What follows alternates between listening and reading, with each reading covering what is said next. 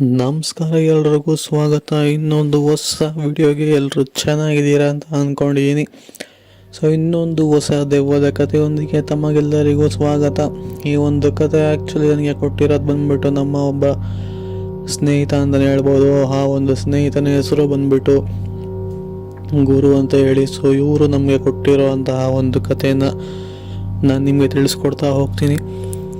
ಇವರು ಕೊಟ್ಟಿರೋಂಥ ಕಥೆಯ ಪ್ರಕಾರ ಈ ಒಂದು ಕತೆ ನಡೆದಿರೋದು ಬಂದ್ಬಿಟ್ಟು ಈಗ ಒಂದು ಬೀದರ್ನಲ್ಲಿ ಒಂದು ಬಾವಿಪುರ ಎಂಬ ಒಂದು ಚಿಕ್ಕ ಊರಲ್ಲಿ ಆಗಿರೋವಂಥ ಒಂದು ಘಟನೆ. ಈ ಗುರು ಅಂದವರು ಮೂಲತಃ ಬೆಂಗಳೂರಿನವರು. ಇವರು ನಿಜ ಜೀವನದಲ್ಲಿ ಆದಂತಹ ಒಂದು ಘಟನೆಯನ್ನು ನಮಗೆ ಕೊಟ್ಟಿರುವಂಥದ್ದು. ಇವರು ಇರೋದು ಬೆಂಗಳೂರಲ್ಲಾದ್ರೂ ಏನೋ ಸ್ವಲ್ಪ ಕೆಲಸದ ಮಟ್ಟಿಗೆ, ಅಂದರೆ ಫ್ಯಾಮಿಲಿ ಮ್ಯಾಟರ್ನ ಸ್ವಲ್ಪ ವಿಷಯಗಳ ಬಗ್ಗೆ ಏನೋ ಕೆಲಸ ಇದ್ದ ಕಾರಣ ಇವರು ಬೀದರ್ಗೆ ಹೋಗಿರ್ತಾರೆ.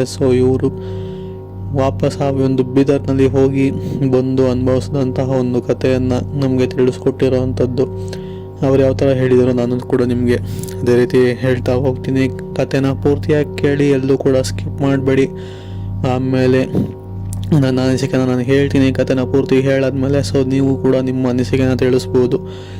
ಇವರು ಮೂಲತಃ ಬೆಂಗಳೂರಿನವರಾಗಿರೋ ಕಾರಣ ಆ ಒಂದು ಬೀದರ್ನಲ್ಲಿ ಬಾವಿಪುರಕ್ಕೆ ಹೋಗಬೇಕಾಗಿತ್ತು. ಬಿಕಾಸ್ ಯಾವುದೋ ಒಂದು ಫ್ಯಾಮಿಲಿ ಮ್ಯಾಟ್ರ್ ಇದ್ದ ಕಾರಣ ಇವರು ಸಹ ಹೋಗ್ತಾರೆ. ಅಲ್ಲಿನ ಎಲ್ಲ ಕೆಲಸಗಳನ್ನ ಮುಗಿಸ್ಕೊತಾರೆ. ಹೀಗೆ ಅಲ್ಲೋಗಿ ಪುನಃ ವಾಪಸ್ ಬರಬೇಕಾದ್ರೆ ಆದಂತಹ ಒಂದು ಘಟನೆ ಅಂತಲೇ ಹೇಳ್ಬೋದು. ಅಂದರೆ ಹೋಗ್ಬೇಕಾದ್ರೆ ಕೂಡ ಆಗಿತ್ತು, ಬರಬೇಕಾದ್ರೆ ಕೂಡ ಆಗಿರೋವಂಥದ್ದು. ಎರಡೂ ಘಟನೆ ಕೂಡ ತಿಳಿಸಿದ್ದಾರೆ. ನಾನು ಕೂಡ ನಿಮಗೆ ಎರಡೂ ಘಟನೆನ ತಿಳಿಸ್ಕೊಡ್ತಾ ಹೋಗ್ತೀನಿ. ಇವರು ಹೋಗಬೇಕಾದ್ರೆ ಈ ಒಂದು ಬೆಂಗಳೂರಿನಿಂದ ಬೀದರ್ಗೆ ಹೋಗಬೇಕಾದ್ರೆ ಆದಂತಹ ಘಟನೆ ಏನಪ್ಪ ಅಂತಂದರೆ, ಮೂಲತಃ ಇವರು ಕಾರ್ನಲ್ಲಿ ಹೋಗಿರ್ತಾರೆ.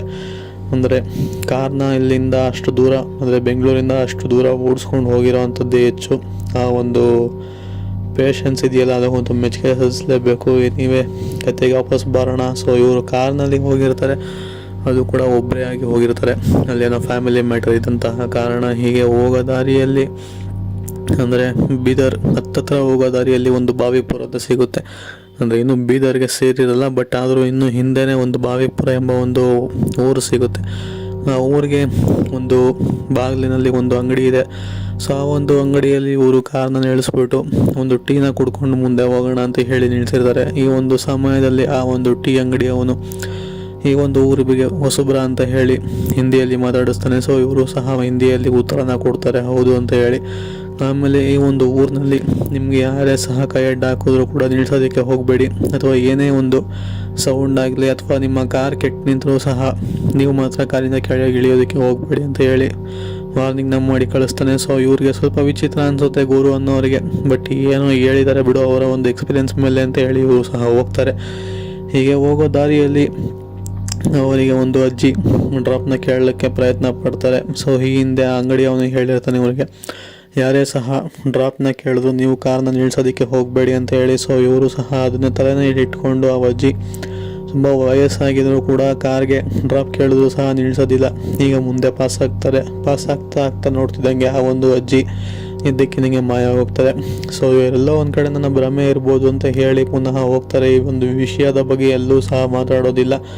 ನಂತರ ಹೋಗಿ ಆ ಒಂದು ಬಾವಿಪುರದಲ್ಲಿ ಎಲ್ಲ ಬಾವಿಪುರ ಬಿಟ್ಟು ಮುಂದೆ ಬೀದರ್ನಲ್ಲಿ ತಮ್ಮ ಒಂದು ಫ್ಯಾಮಿಲಿ ಕೆಲಸ ಏನಿತ್ತಲ್ಲ ಎಲ್ಲನೂ ಸಹ ಮುಗಿಸ್ಕೊಂಡು ನಂತರ ವಾಪಸ್ ಬರಬೇಕಾದ್ರೆ ಸಹ ಇವರು ಮತ್ತೆ ನೈಟ್ ಆಗಿತ್ತು ಅಂತ ಹೇಳ್ಬೋದು. ಬಿಕಾಸ್ ಇಷ್ಟೊಂದು ದೂರ ಗಾಡಿನ ಓಡಿಸ್ಕೊಂಡು ಹೋಗಿದ್ದ ಕಾರಣ ಸ್ವಲ್ಪ ರೆಸ್ಟ್ ಮಾಡೋಣ ಅಂತ ಹೇಳಿ ಕೆಲಸನೆಲ್ಲ ಮುಗಿಸಿ ಪುನಃ ಅವರು ಅದೇ ಒಂದು ಊರಿನಲ್ಲಿ ರೆಸ್ಟ್ ಮಾಡ್ತಿರ್ತಾರೆ. ರೆಸ್ಟ್ ಮಾಡಿ ಪುನಃ ನೈಟ್ನ ಬಿಟ್ಟರೆ ಬೆಳಗ್ಗೆ ಹೋಗಿ ತಲುಪ್ಬೋದು, ಟ್ರಾಫಿಕ್ ಕೂಡ ಕಮ್ಮಿ ಇರುತ್ತೆ ಅಂತ ಯೋಚನೆ ಮಾಡಿ ಮಲಗಿರ್ತಾರೆ. ಹೀಗೆ ಸಾಯಂಕಾಲ ಆಗಿ ಬಿಡ್ತಾರೆ. ಊಟ ಗೀಟೆಲ್ಲ ಮಾಡ್ಕೊಂಡು ಒಂದು 8-8:30 9 ಗಂಟೆ ಸಮಯಕ್ಕೆ ಬಿಡೋ ಅಂಥದ್ದು ಒಂದು ಬೀದರಿಂದ. ನಾವೊಂದು ಊರಿಂದ ಈ ಒಂದು ಬಾವಿಪುರದ ಮೇಲೆ ಹೋಗಬೇಕು, ಬೆಂಗಳೂರಿಗೆ ಬರಬೇಕು ಅಂತ ಅಂದರೆ ಅಲ್ಲಿಗೆ ಬರೋ ಅಷ್ಟರಲ್ಲಿ ಸರಿ ಸುಮಾರು ಒಂದು 1.25 ಅವರ್ ಜರ್ನಿ ಅಂತೂ ಬೇಕೇ ಬೇಕು. ಇವರು ನಿಧಾನವಾಗಿ ಚಲಿಸ್ತಾ ಬರ್ತಾ ಕಾರಣ 2 ಅವರ್ ಮೇಲೆ ತೊಗೊಂಡಿದ್ರು ಅಲ್ಲಿ ಬರೋದಕ್ಕೆ. ಹೀಗೆ ಮತ್ತೆ ಆ ಒಂದು ಸಮಯದಲ್ಲಿ ಅಲ್ಲಿಗೆ ಬಂದಾಗ ಸಮಯ ಸರಿ ಸುಮಾರು 10:30 10:45 ಆಗಿತ್ತು ಅಂತ ಹೇಳಿರೋವಂಥದ್ದು. ಆ ಒಂದು ಸಮಯದಲ್ಲಿ ಪುನಃ ಬರಬೇಕಾದ್ರೆ ಬೆಂಗಳೂರಿನ ಕಡೆಗೆ ವಾಪಸ್ ಹೋಗಬೇಕಾದರೆ ಅವರ ಕಾರ್ ಇದ್ದಕ್ಕಿದ್ದಂಗೆ ಕೆಟ್ಟು ನಿಲ್ಲುತ್ತೆ ಅಲ್ಲಿ. ಇವರಿಗೆ ಮತ್ತೆ ಗಾಬರಿ ಆಗುವಂಥದ್ದು, ಇಷ್ಟೊತ್ತು ಚೆನ್ನಾಗಿದ್ದ ಕಾರ್ ಇಲ್ಲಿ ಹೇಗೆ ಕೆಟ್ಟು ನಿಲ್ತು ಅಂತ ಹೇಳಿ. ಸೊ ಅವರ ಅದೃಷ್ಟಕ್ಕೆ ಸ್ಟಾರ್ಟ್ ಮಾಡ್ತಾರೆ, ಬಟ್ ಸ್ಟಾರ್ಟ್ ಆಗೋದೇ ಇಲ್ಲ. ಸರಿ ಸುಮಾರು ಏನಾಗಿದೆ ಅಂತ ಕೆಳಗೆ ಇಳಿದು ಹೋಗಿ ನೋಡೋಣ ಅಂತಂದರೆ ಅದು ಒಂದು ಕಡೆ ಭಯ. ಯಾಕಂತಂದರೆ ಈ ಹಿಂದೆ ಆ ಅಂಗಡಿಯವನು ಅವರಿಗೆ ಎದುರಿಸಿದ್ದ. ನಂತರ ಹಾಗೂ ಹೇಗೋ ಕಾರಣ ಸ್ಟಾರ್ಟ್ ಆಯಿತು. ಕೊನೆಗೂ ಅವರ ಅದೃಷ್ಟಕ್ಕೆ ಗಾಡಿ ಸ್ಟಾರ್ಟ್ ಆಗಿ ಅಲ್ಲಿಂದ ಪಾಸ್ ಆಗಬೇಕಾದ್ರೆ ಅವರ ಕಾರಿನ ಹಿಂದೆ ಕಡೆ, ಅಂದರೆ ಕಾರೊಳಗಲ್ಲ, ಕಾರಿನ ಹಿಂದೆ ಕಡೆ ಯಾರೋ ಒಬ್ಬ ವಯಸ್ಸಾದ ಮುದುಕಿ, ಈ ಹಿಂದೆ ಅವ್ರಿಗೆ ಕಾಣಿಸಿದ್ರಲ್ಲ ಸೇಮ್ ಅದೇ ಮುದುಕಿ ಇವರಿಗೆ ಆ ಒಂದು ರೋಡ್ನಲ್ಲಿ ಮಲಗಿರೋ ರೀತಿಯಲ್ಲಿ ಕಾಣಿ ಬರುತ್ತೆ. ಸೊ ಇವರು ಸಹ ಅದನ್ನ ಎಬ್ಸೋಕ್ಕೆ ಧೈರ್ಯ ಸಾಕಾಗ್ದಲೆ ಅಲ್ಲಿಂದ ಕಾರ್ನ ಸ್ಪೀಡ್ ಮಾಡಿಕೊಂಡು ಹೋಗ್ತಾರೆ. ಹೀಗೆ ಹೋಗ್ಬೇಕಾದ್ರೆ ಮತ್ತೆ ಆ ಒಂದು ಮಿರರಲ್ಲಿ ನೋಡಿದಾಗ ಆ ಒಂದು ವಯಸ್ಸಾದ ಅಜ್ಜಿ ಏನಿದ್ರು ನೋಡಿ, ಅವರು ಇದ್ದಕ್ಕಿದ್ದಂಗೆ ಅಲ್ಲಿನ ಮಾಯವಾಗಿರೋ ಅಂಥದ್ದು. ಇದು ಪುನಃ ನನ್ನ ಭ್ರಮೆ ಇರ್ಬೋದು ಅಥವಾ ಏನಿರ್ಬೋದು ಅಂತ ಇವರು ಸಹ ಗಾಬರಿ ಬಿದ್ದು ಅಲ್ಲಿಂದ ಪುನಃ ಬೆಂಗಳೂರಿಗೆ ಬಂದು ಅವರು ಹುಷಾರನ್ನ ತಪ್ತಾರೆ ಅಂತ ಹೇಳಿರೋ ಅಂಥದ್ದು ಕತೆ. ಸೊ ಇದಾಗಿತ್ತು ಇವತ್ತಿನ ಕತೆ. ಈ ಕತೆ ನನ್ನ ಪ್ರಕಾರ ಕೇಳ್ತೀರಾ ಅಂತಂದರೆ ಇದು ಒಂದು ಕಡೆ ಟ್ರೂ ಇನ್ಸಿಡೆಂಟ್ ಅಂದರೆ ನನಗೆ ಯಾಕೋ ಅನಿಸುತ್ತೆ. ಬಿಕಾಸ್ ಆ ಥರ ಎಲ್ಲ ಎಕ್ಸ್ಪೀರಿಯೆನ್ಸು ಆ ಒಂದು ನಿರ್ಜನ ಪ್ರದೇಶದಲ್ಲಿ ಆಗೋವಂಥದ್ದು ಸಹಜ. ಸೊ ನಿಮ್ಮ ಅನಿಸಿಕೆಯನ್ನು ಕಾಮೆಂಟ್ ಸೆಕ್ಷನಲ್ಲಿ ತಿಳಿಸ್ಬೋದು. ನಿಮಗೆ ಕತೆ ನಿಜ ಅನ್ನಿಸ್ತಾ ಅಥವಾ ಕತೆ ಕಟ್ತಿದ್ದಾರೆ ಸುಳ್ಳು ಅನ್ನಿಸ್ತಾ?